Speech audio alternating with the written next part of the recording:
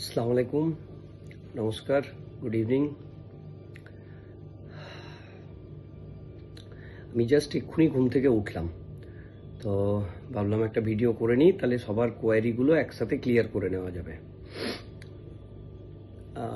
আজকে আমাদের যেমন আপনাদের জানিয়ে এসেছিলাম যে 12টায় বিকাশ ভবনে চেয়ারম্যান স্যারের সাথে অ্যাপয়েন্টমেন্ট রয়েছে, তেমনি আমরা 11:30টার মধ্যে চারজন, আমি, ঋতু, প্রিয়শ্রী আর মানারুল ভাই, চারজন সেখানে প্রেজেন্ট হয়েছিলাম। এবারে 12টা নাগাদ আমাদের যিনি এই বিধাননগর ইস্ট থানার এসআই রকি বিশ্বাস স্যার, উনি ফোন করে বললেন যে আপনারা 30 মিনিটস ওয়েট করুন, একটু বাদে চেয়ারম্যান স্যার বিকাশ ভবন ঢুকবেন, তখন আপনাদের সাথে দেখা করিয়ে দেবো আমি।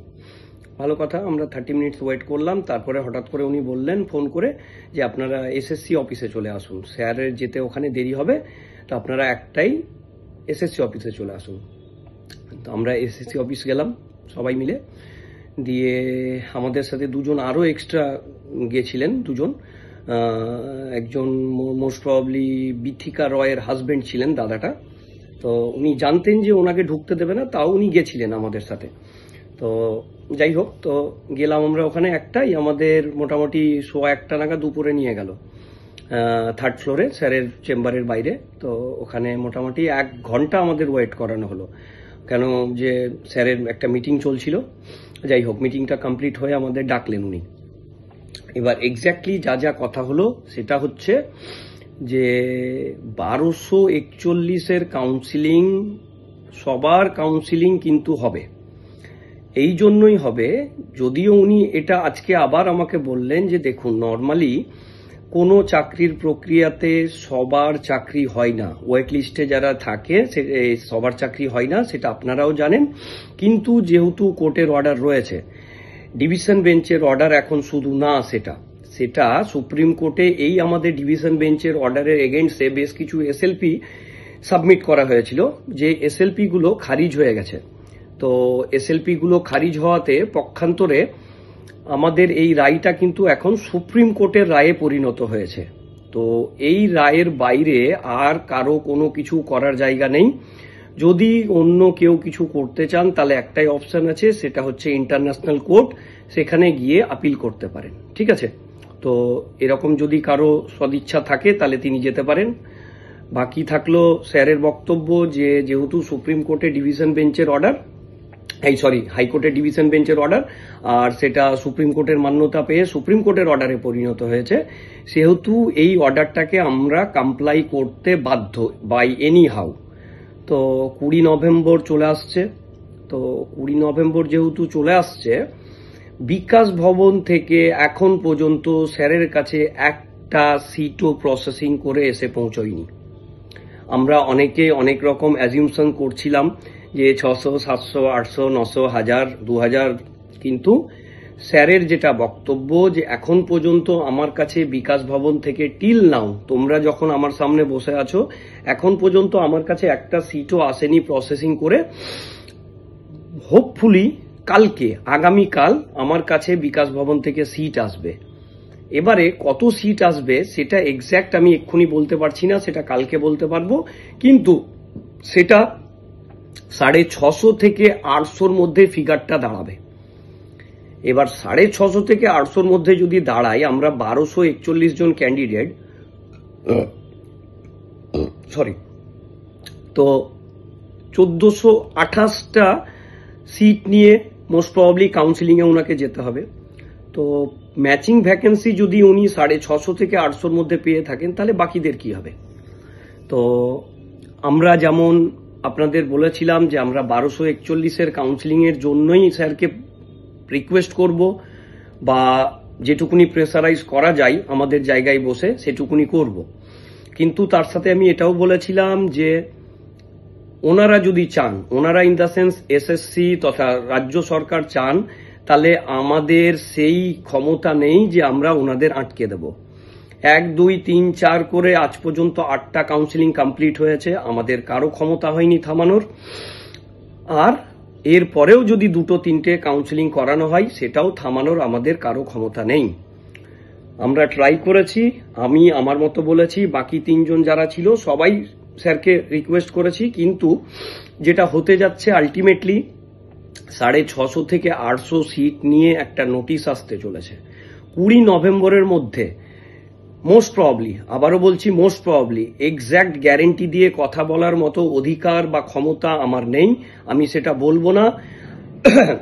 আর সেই রিস্ক নেওয়ার আমার কোনো দরকারও নেই, কেন যে আমি যদি কোনো কিছু রিস্ক নিয়ে বলি সেটা মিলে গেলে ভালো, না মিললে আমি গাল খাবো।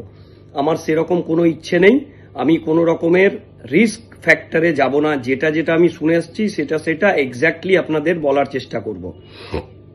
তো 650 থেকে 800-র মধ্যে একটা ফিগার আসবে, যেটা আগামীকাল আসবে হোপফুলি। সেটা চলে এলে ওনারা মোস্ট প্রবাবলি কাউন্সিলিংটা আর 20-র আগে করা সম্ভব হচ্ছে না। ওনারা নোটিশ দিয়ে কোর্টে গিয়ে এই প্রবলেমটা বলবেন। 650 থেকে 800-র একটা হিয়ারিং এর নোটিশ 20 নভেম্বরের আগে আমরা পেতে চলেছি ইনশাল্লাহ।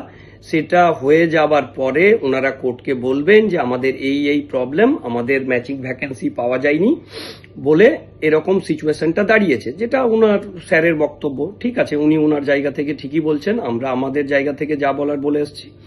তো 650 থেকে 800 যদি ভ্যাকেন্সিতে কাউন্সিলিং হয়ে যায়, তাহলে পরে আমাদের যা ক্যালকুলেশন ডে 1 থেকে চলে আসছে, প্রত্যেকটা কাউন্সিলিং এর 30% কিন্তু গড় হাজির থাকছে বা অ্যাবসেন্ট থাকছে। এবার নন জয়নিং সিট নিয়ে সবকিছু নিয়ে সাপোজ করুন যে 30% যদি 800 কাউন্সিলিং হয়, 3 8 24, 240, মোটামুটি আবার 200 থেকে 250 সিট বেরিয়ে আসবে। তখন কিন্তু 9th কাউন্সিলিং হয়ে যাওয়ার পরে এই যে যারা আমরা 400 450 পড়ে থাকবো তাদেরকে নিয়ে আবার একটা কাউন্সিলিং করানো হবে। এবার এক্স্যাক্টলি কে পড়ে থাকবে, এই যে 800 যদি হয়ে যায়, তারপরে 400 450 কে পড়ে থাকবে, জিওগ্রাফি ফিমেল বা অন্য কোনো সাবজেক্টের ফিমেল বা মেল ফিমেল বোথ, সেটা কিন্তু আমি ক্লিয়ারলি কোনো আমার কাছে ডাটা নেই। কিন্তু আমি লাস্ট মেসেজে বা আমাদের যা ভেরিফাইড গুগল মিটিংয়েও বলেছিলাম যে দেখুন প্রবলেমটা বেশি করে গার্লস স্কুলে রয়েছে। সেই কথাটাই আজকে বারবার করে স্যারের সাথে ডিসকাশনে উঠে এসছে। তো পার্টিকুলারলি কোন সাবজেক্টের কোন ক্যাটাগরিতে কতটা সিট লাগবে সেটা এখন পর্যন্ত জানা স্যারেরও পসিবল হয়নি, আমরা তো দূরস্থ। কিন্তু এটুকুনি আন্দাজ করা গেছে 650 থেকে 800 ক্যান্ডিডেট নিয়ে একটা কাউন্সিলিং হবে, সেটা আফটার 20th নভেম্বর। 20th নভেম্বরের আগে একটা নোটিশ আসবে, 20 তারিখে কোর্টে গিয়ে ওনারা জাস্টিফিকেশন দেবেন ওনাদের অ্যাক্টিভিটির। তারপরে কাউন্সিলিং হয়ে ওই সিটগুলোতে সাপোজ করুন 250টা বেঁচে গেল, তার সাথে এক্সট্রা সিট আবার ভ্যাকেন্সি নিয়ে এই বাকিটাকে ক্লিয়ার করার ট্রাই করা হবে। কিন্তু এটা উনি ক্লিয়ারলি বলে দিয়েছেন যে 1241 শুধু না, তার সাথেও কিছু কেস করে একজন মোস্ট প্রবাবলি 1242 জন এখন আমরা হয়ে গেছি। উনি বললেন এই সংখ্যাটা, আমার তখন মনে ছিল না। 1242 জনের কাউন্সিলিং করাতে হবে। তো এই 1242 জনের কাউন্সিলিং কবে ক্লিয়ার করতে পারবেন ওনারা, সেই ডেট কিন্তু এখন পর্যন্ত স্যারের কাছে নেই। উনি চাইছেন যে 650 থেকে 800 যে নাম্বারটা ওনার কাছে আসছে সেই কাউন্সিলিংটা করিয়ে নিয়ে নেক্সট কাউন্সিলিংয়ে সবার ক্লিয়ার করাতে। এবার একটা টেকনিক্যাল জিনিস বোঝার চেষ্টা করুন। এই কন্টেম্পট অর্ডারটা 1241-এর সাপেক্ষে এসেছিল। এখন এটা যদি দুভাগে ভাগ হয়, এটাতে যেমন ডিসঅ্যাডভান্টেজ আছে তেমনি অ্যাডভান্টেজও রয়েছে। আমি নিজে পড়ে আছি কি নেই সেটা আমি নোটিশ না আসা পর্যন্ত জানতে পারবো না, কিন্তু আমার পড়ে থাকার ম্যাক্সিমাম চান্স, যেহেতু আমি OBC A geography last waiting. তারপরেও স্যারের এক্সপ্লেনেশনে আমি যেটুকুনি বুঝলাম তাতে ওনার বক্তব্য হলো যে এই যে 800 সিট নিয়ে যদি করা যায়, তাহলে যে কন্টেম্পট অর্ডারটা রয়েছে তার 60% কি 70% কমপ্লাই করে দেওয়া গেল। এবার কোনো কন্টেম্পট অর্ডারের 60 বা 70% যদি কমপ্লাই করে দেওয়া যায়, তাহলে কিন্তু বাকি সিটটারও খুব ইজিলি ওই অর্ডারের সাপেক্ষে করা যাবে। আর একটা কথা হলো যে টাইমের ব্যাপারটা, যে বাউন্ডেশন রয়েছে আমাদের, যে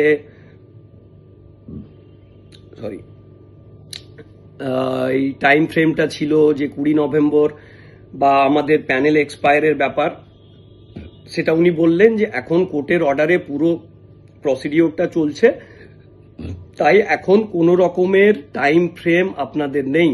আপনাদের প্রক্রিয়া যতক্ষণ না ক্লিয়ার হচ্ছে ততক্ষণ পর্যন্ত আপনাদের কোনো টাইম বাউন্ডেশন কিন্তু থাকলো না। এবারে একটা সিঙ্গেল বেঞ্চের অর্ডার রয়েছে আমাদের, আমরা সবাই জানি যে 2026-এর মার্চ মাসের মধ্যে একটা নোটিশ দিতে হবে আপার প্রাইমারির নিয়োগ সংক্রান্ত।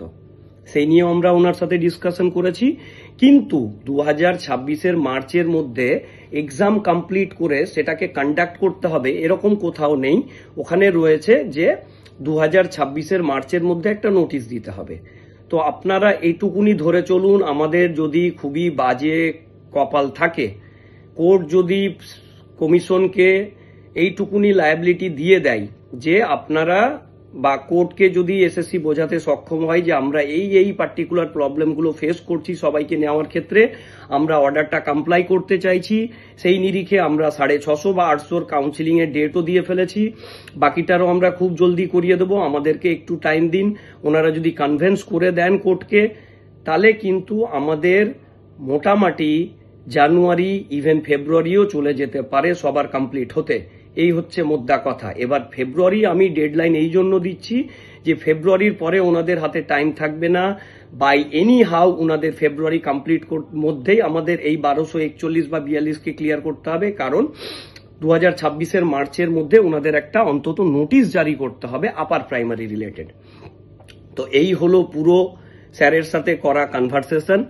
তো মোদ্দা কথা উঠে এলো 650 থেকে 800-র মধ্যে একটা কাউন্সিলিং এর নোটিশ আসবে, কিন্তু 20 নভেম্বরের আগে মোস্ট প্রবাবলি সেটা কন্ডাক্ট করা সম্ভব হবে না, সেটা 20 নভেম্বরের পরেই কাউন্সিলিং এর ডেটটা দেবে। আর আমাদের যারা বিগত দিনে বলেছিলেন যে 9th phase will be the historic phase and all that, তো সেরকম কিছু হচ্ছে না। 9th ফেজের পরেও আরো ফেজ হচ্ছে, একটা বা দুটা, কটা হচ্ছে সেটা আমি জানি না, কিন্তু আমাদের 1241 বা 42 যে সংখ্যাটা রয়েছে তাদের প্রত্যেকের চাকরি হবে, এটা আমি ডে 1 থেকে বলে আসছিলাম। আজকে স্যারের সাথে দেখা করার পরে আমার সেই কনফিডেন্সটা আরো কনফার্ম হয়েছে যে আমাদের সবার কিন্তু জবটা হচ্ছে। কিন্তু এই যে 800 যদি চলে যায় বা 600-700 চলে যায়, আমরা এই 1241 যদি দুভাগে ভাগ হয়ে যায়, তাহলে কিন্তু আমাদের আরো বেশি করে ইউনাইটেড হতে হবে। তো এই ইউনাইটেড হওয়ার মধ্যে যারা আপার প্রাইমারির এই রেস্ট 1241-42কে নিয়ে ব্যবসা করার জন্য উঠে পড়ে লেগেছেন, তারা অন্তত এরকম কাজটা করার চেষ্টা করবেন না কাইন্ডলি। তাহলে এই যে যারা পড়ে থাকবে দুদিন বাদে বা 20 নভেম্বরের পরে অর্ধেকটা বা 400টা, তাদের কিন্তু সত্যি সত্যি খুব প্রবলেম ফেস করতে হবে। কিন্তু এই প্রবলেমগুলোর পরে আরো একটা অ্যাডভান্টেজের কথা বলি, যে দেখুন ওনারা যদি 20 নভেম্বরে গিয়ে কোর্টকে বুঝিয়েও নেন যে আমাদের এরকম টেকনিক্যাল প্রবলেম রয়েছে, ম্যান পাওয়ারের প্রবলেম রয়েছে, বা যে কোনো কিছু প্রবলেম আছে, এই নিরিখে ওনারা যদি কোর্টকে কনভিন্স করতে পারেন, তারপরেও কোর্ট ওনাদের একটা টাইম ফ্রেম বেঁধে দেবেন। কেন যে কোর্টের প্রসিডিওর হলো এটাই, ওনারা 20 নভেম্বরের পরে কাউন্সিলিং করালেও 20 নভেম্বরে একটা ওনাদের আবার ডেডলাইন দেওয়া হবে, সেই ডেডলাইনের মধ্যে আমাদের যারা পড়ে থাকবো তাদের কিন্তু কাউন্সিলিংটা হয়ে যাবে। তো আমাদের অন্য কারো মুখাপেক্ষীর হয়ে থাকতে হবে না।